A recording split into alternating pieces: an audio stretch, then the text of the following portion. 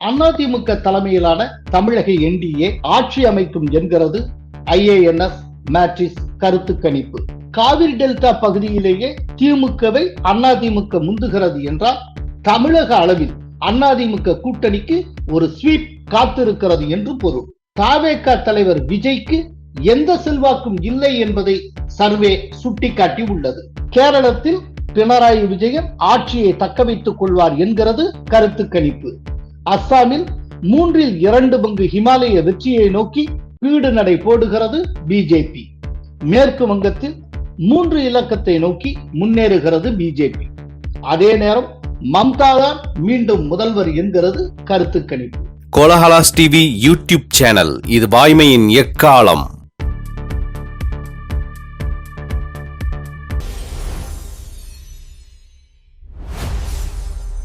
வணக்கம் நண்பர்களே. IANS கருத்து கணிப்பு என்ன சொல்கிறது என்பதை பார்ப்போம்.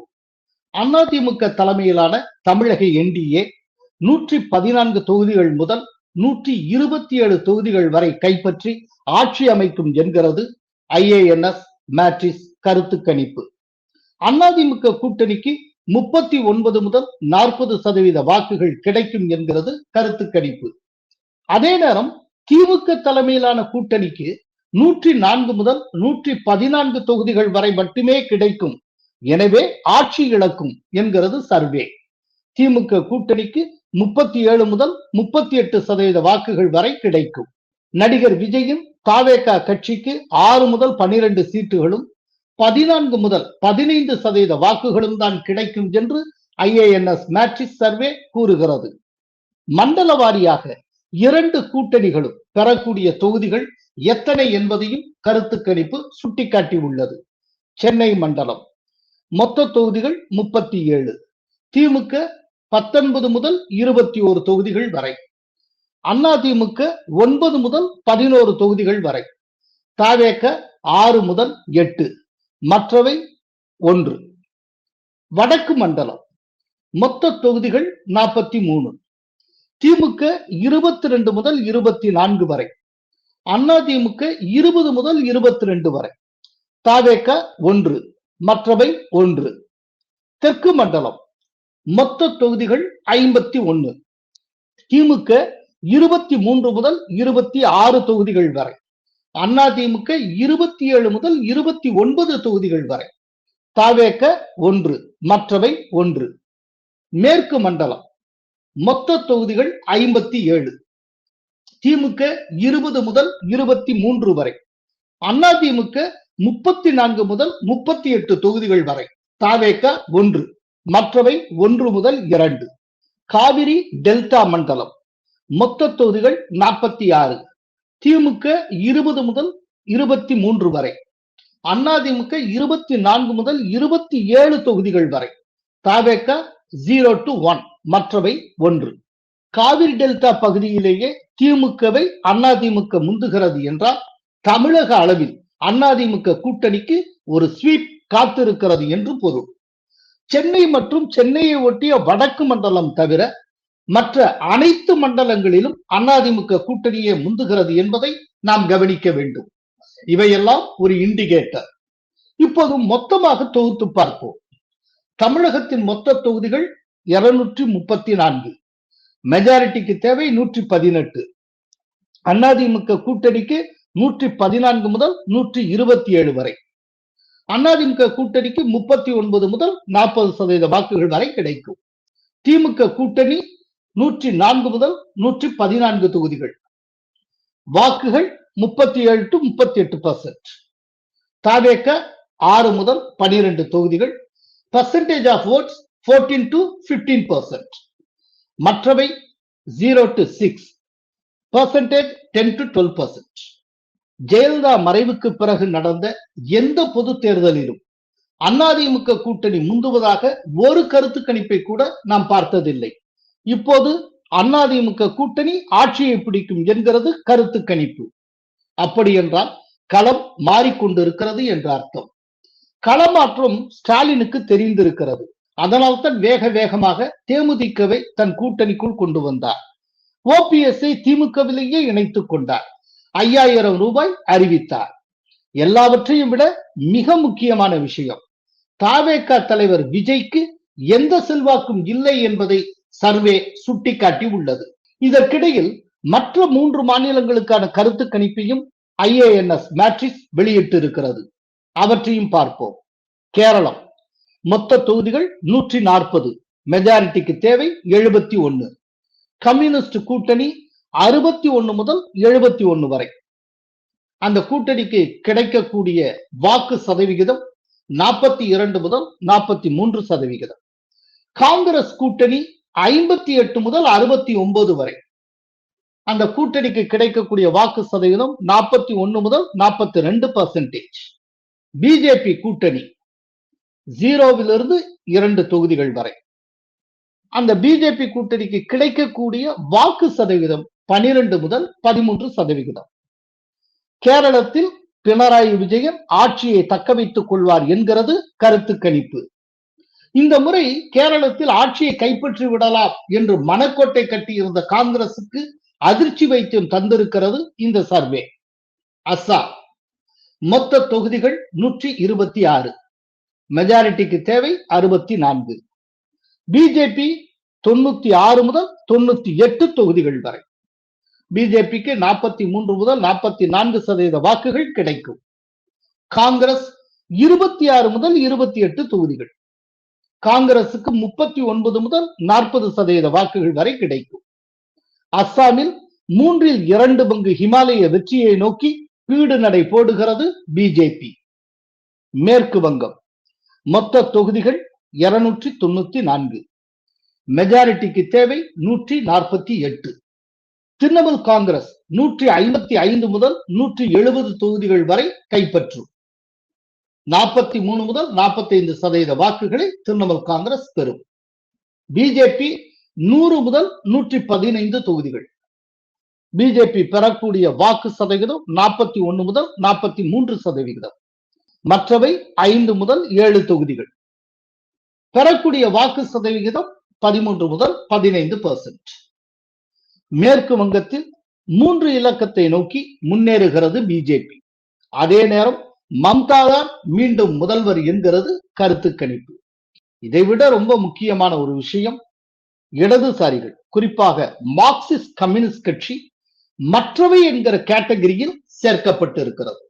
கிட்டத்தட்ட 30 ஆண்டுகளுக்கு மேல் மேற்கு வங்கத்தை கட்டி ஆண்ட இடதுசாரிகள் இன்றைக்கு அறவே ஒழிக்கப்பட்டு இருக்கிறார்கள், காணாமல் போய்விட்டார்கள். காவிரி டெல்டா பகுதியில் திமுகவை காட்டிலும் அதிமுக முந்துவது ஆச்சரியமாக இல்லையா? ஆக்சுவலா எனக்கு இது ஆச்சரியமா இல்லை. நம்முடைய காணொளிகளை தொடர்ந்து பார்த்து வரக்கூடிய நேயர்களுக்கும் இது ஆச்சரியமாக இருக்காது. காரணம் என்னன்னா, நான் தொடர்ந்து வலியுறுத்திட்டே வரேன், ஜேவிசியும் தொடர்ந்து சொல்லிக்கிட்டே இருக்க. அது என்ன அப்படின்னா, தமிழ்நாடு முழுக்க விவசாயிகள் கொண்டிருக்கக்கூடிய, விவசாயிகள் மனதில் குடிகொண்டிருக்கக்கூடிய அதிருப்தி அப்படிங்கிறது வெறும் அதிருப்தியாக இல்லாமல் இப்போது இருக்கிற திமுக ஆட்சி மீதான வெறுப்பாகவே மாறி இருக்கிறது. சவுத்துல போனாலும் சரி, ஒரு மானாமதுரையில ஒரு விவசாயி என்ன ஒரு கவலையையும் அதிருப்தியும் வெளிப்படுத்துகிறாரோ அதே குரலைத்தான் நார்த்ல இருக்கிற விவசாயி வெளிப்படுத்துகிறார். அதே குரல் தான் காவிரி டெல்டாலையும் எதிரொலிக்கிறது. மழவாரி விலையில உரம் பஞ்சமா போச்சு, விலையில எங்களுக்கு இந்த பணம் கூட தரோம்னா இன்சூரன்ஸ் காப்பீடு தர இந்த ஆள் வந்ததுல இருந்து கொடுக்கல. இந்த ஆட்சி வந்ததுல இருந்து அந்த ஆட்சியில கொடுத்தாங்க. இப்ப என்னடான்னா விவசாய கடன் தள்ளுபடின்னு சொன்னாங்க, அதுவும் கொடுக்கல. நாங்க விவசாயம் நாங்க என்னையா செய்வோம், என்ன செய்ய முடியும் எங்களால? சும்மா அங்கிட்டு போனோம் இங்கிட்டு போனோம், அதை திறந்தே அந்த பூங்கா கட்டினி இந்த பூங்கா கட்டின்னு சொல்லிக்கிட்டு எங்களுக்கு ஒன்றும் விளங்கலை. நாங்க சேத்துல இறங்கினாத்தே நீங்க சோத்துல கை வைக்க முடியும். அப்ப எங்களை பார்க்கணும்ல, எங்களை பார்த்துட்டு எல்லாரையும் பாருங்க, பார்க்க கூடாதுன்னு நாங்க சொல்லல. ஆமா, தண்ணி இல்லாம கிடக்குது, ஒரு கால்வாய் தண்ணி வர மாட்டேங்குது இந்த ஊருக்கு. எங்களுக்கு யாரு விவசாயத்தை காக்குறாங்களோ அவங்களுக்கே போடுவோம். ஆமா, ஊர்லயும் பாருங்க, 100க்கு 99% மேல 101% மேல எந்த வருஷமே விளைஞ்சது இல்ல, விளைஞ்சது இங்க வந்து அது ஆகாது. எப்போதும் காவேரி பூரா தண்ணி விவசாயம் தான். இதுக்கு காவேரி தண்ணி விட்டுட்டு அடுத்து எல்லா வயலுக்கும் விடுவாங்க. வண்டி பாத்தீங்களா, வண்டி பாத்தீங்களா, நைட்டு விடிய விடிய இந்த இங்க இந்த பனி பணியில தான் கிடக்கும். ஒரு வாய்க்காக்கு 20 பேர் கிடக்கும். வண்டிக்கார அடிச்சு போட போனா கூட தெரியாது. ஆமா, அறுவடைக்கு இருக்குது. அப்ப டிஎன்சி நெல்லு ஃபுல்லா இருக்கிறதுனால இன்னும் நெல்லு போடாம இருக்காங்க, சரியா போறது இல்ல. குறிப்பிட்ட நெல்லு தான் மூட்டை தான் போடணும்னு கணக்கு இருக்கான். அதனால நெல்லு போடாம இருக்காங்க. அதனால நெல்லு வரத்து அதிகமா இருக்கு. அதனால அறுக்காம இருக்கு. அதனால அறுக்காம இருக்கிறீங்களா? ஆமா. ஆட்சி முடிய போன வாட்டி தான் ஒரு 4000 போட்டாங்க, மழை நிவாரண நிதியாக போட்டாங்க தவிர மற்றபடி எதுவுமே பண்ணல. எடப்பாடி டைம்ல எப்படி இருந்தது? எடப்பாடி எல்லாம் பரவாயில்லைங்க. ஒரு வருஷத்துக்கு 3 வாட்டி போட்டாங்க. அந்த அளவுக்கு அதே பணம் கொடுத்தாங்க. அதே பணம் கொடுத்தாங்க. ஆனா வருஷத்துக்கு 3 வாட்டி கொடுத்தாங்க. 5 வருஷத்துல 3 வாட்டி கொடுத்தாங்க கிட்டத்தட்ட. இவங்க 5 வருஷத்துல ஒரே வாட்டி தான் கொடுத்துருக்காங்க. அதான் போன வருஷம் தான் கொடுத்துருக்காங்க. இந்த வருஷம் கூட எதுவும் கொடுக்கல. இந்த வாட்டி இங்க உங்க விவசாய சங்கம்லாம் இருக்கும்ல, ஆமா பேசிக்கிறாங்க. ஆமா, இப்ப எல்லாமே அந்த சொன்ன மாற்றம் எதிர்வேணும் தான் பாக்குறாங்க. அப்படிங்களா? மாற்றத்தை எதிர்பார்க்கறாங்க. அதான் எடிங் தலைமையில வந்தாதான் நல்லா இருக்கும். விவசாயிக்கு உறுதுணையா இருப்பாரு அப்படின்னு ஒரு நம்பிக்கை இருக்குங்க. நம்பிக்கை இருக்கு. ஆமா ஆமாங்க. விளைபொருள் இல்ல, இந்த மாதிரி அடிப்படை தேவைகள் பூர்த்தி செய்ய மாட்டேங்கிறாங்க. அப்புறம் பாத்தீங்கன்னா பவர் கனெக்ஷன் இதுல ரொம்பவுமே பூவரா கொடுக்குறாங்க. விவசாயிகளுக்கு கொடுக்கறதுங்க பணம் கட்டினாலுமே, தற்கால் முறையில பணம் கட்டினாலுமே 5 வருஷம் 7 வருஷம் ஆகுது பவர் சப்ளை வரதுக்கு. அவர் கரும்புக்கு 4000 கொடுக்கறனாருங்க, ஒரு 100 ரூபாயும் கூட ஏத்தி கொடுக்கல. அதனால தமிழ்நாட்டுல பல மண்டலங்கள் இருந்தாலும் விவசாயிகள் பொறுத்த அளவுல அவங்க ஒரே விதமான மனநிலையில தான் இருக்காங்க. அவங்க அத்தனை பேருமே திமுக எதிர்ப்பு மனநிலையில் தீவிரமாக இருக்கிறார்கள் அப்படிங்கறத தொடர்ந்து சுட்டிக்காட்டி வந்திருக்கிறோம். இப்போ அதை கிளியர் கட்டா இந்த கருத்து கணிப்பு எடுத்து காட்டுகிறது. காவிரி டெல்டால டிஎம்கே முந்துகிறது அதிமுக. யோசிச்சு பாருங்க, காவிரி டெல்டா பகுதியிலேயே ஏடிஎம்கே ஒரு லீடு எடுக்கும்னா அப்பனா பரவலா தமிழ்நாடு முழுக்க என்னவாயிரும்? இப்போ அதனுடைய பாரம்பரிய செல்வாக்கு மண்டலமான கொங்கு மண்டலத்துலாம் பெரிய ஸ்வீப்பே இருக்கும். இப்போ ஆக்சுவலா எலெக்ஷன் அனௌன்ஸ் பண்ணிருக்க நேற்றைக்கு இந்த கருத்து கணிப்பு வந்திருக்கு. ரொம்ப ஆரம்ப நிலையில வந்திருக்கக்கூடிய ஒரு கருத்து கணிப்பு. பாருங்க, கிட்டத்தட்ட ஒரு மாசம் கழிச்சு ஒரு ஏப்ரல் 1st வீக்லயோ 2nd வீக்லயோ வரக்கூடிய பெரும்பாலான கருத்து கணிப்புகள் ஏடிஎம்கே கூட்டணி ஸ்வீப் என்பதை சுட்டிக்காட்டுவதாக அமையும். ஏன்னா இப்பவே இந்த மாதிரி இருக்குன்னா அது கொஞ்சம் கொஞ்சமா ஒரு ஸ்வீப்ல தான் போய் நிற்கும். அட்லீஸ்ட் ஏடிஎம்கே கூட்டணிக்கு 150 சீட்டுகளாவது கிடைக்கும் அப்படின்னு நான் நினைக்கிறேன். இதை திரும்ப திரும்ப சொல்லிட்டு வரேன், வேணா பாருங்க. ஆனால் இந்த கருத்து கணிப்பில் வடக்கில் திமுகவுக்கு ஒரு எட்ஜ் ஓவர் தெரிகிறதே, கவனித்தீர்களா? எஸ், இந்த வடக்குங்கிறது என்னங்கிறதுல ஒரு குழப்பம் சிபாலஜிஸ்ட் மத்தியில உண்டு. அதாவது வடக்குல சென்னை வருது. இப்ப சென்னையை மட்டுமே சென்னை மாநகர் அப்படின்னு வச்சுக்கலாம்.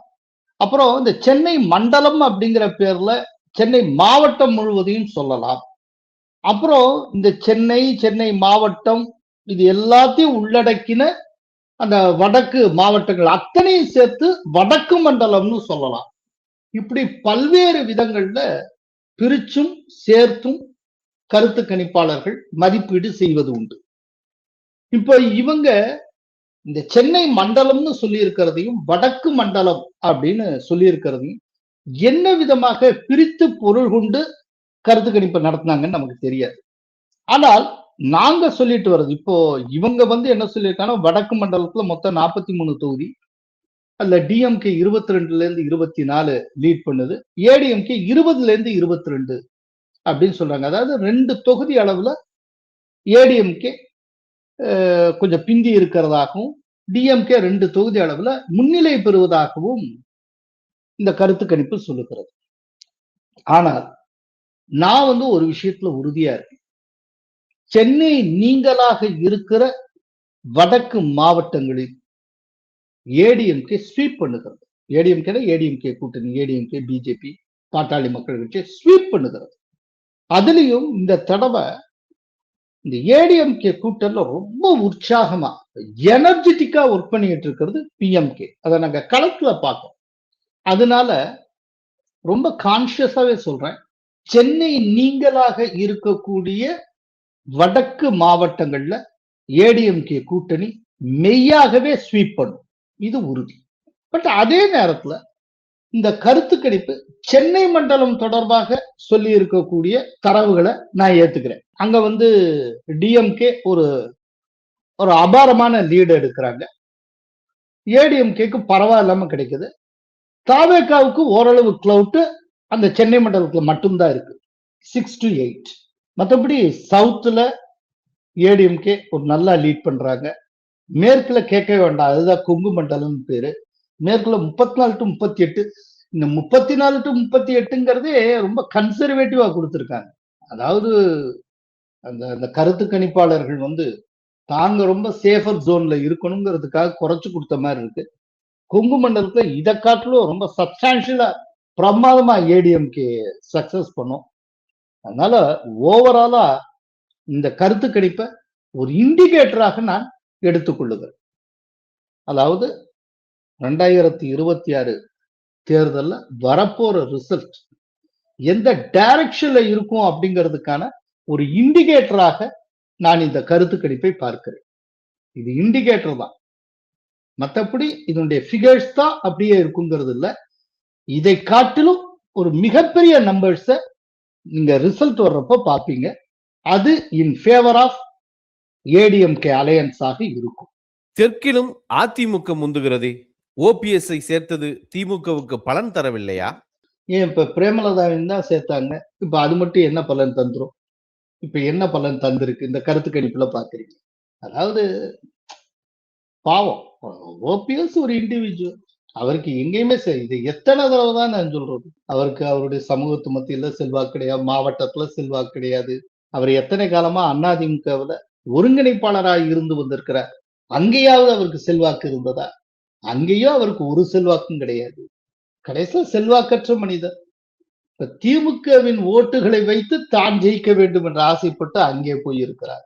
அநேகமா தேனி மாவட்டத்துல ஒருவேளை அவர் நின்றால், அவர் நிற்கிற தொகுதியில் அவரே கூட தோற்று போகலாம், சொல்ல முடியாது. ஏன்னா அடிப்படையில தங்க தமிழ்ச்செல்வனுக்கும் ஓபிஎஸ்க்கும் இடையில பிணக்குகள் உண்டு. இவங்க 2 பேரும் அதிமுக இருந்த காலத்துல இருந்தே ஒருத்தருக்கு ஒருத்தர் எலியும் புனியுமா இருந்தவங்க தான். அப்படிங்கிறப்போ தன்னுடைய பெல்ட்ல ஓபிஎஸ் ஜெயிக்கிறதுக்கு தங்க தமிழ்ச்செல்வன் அலோவ் பண்ணுவாரா? இதுக்கு மேல நான் ரொம்ப விவரிக்க விரும்பல. ரிசல்ட் வர்றப்போ தெரியும், பல்வேறு விஷயங்கள் அதுவாவே பூதங்களமும். அப்ப நம்ம விவாதிக்கிறதுக்கு நிறையவே இருக்கின்றன. அப்படியெனில் இந்த தேர்தல் எதை தீர்மானிப்பதற்கான தேர்தல்? இது ஏற்கனவே எடப்பாடியார் தெளிவாக சுட்டிக்காட்டி இருக்கிறார். யார் ஆட்சிக்கு வரக்கூடாது என்பதை தீர்மானிக்கிற தேர்தல் இது. அவ்வளவு. நன்றி, வணக்கம். கோலஹலாஸ் டிவி யூடியூப் சேனல், இது வாய்மையின் எக்காலம்.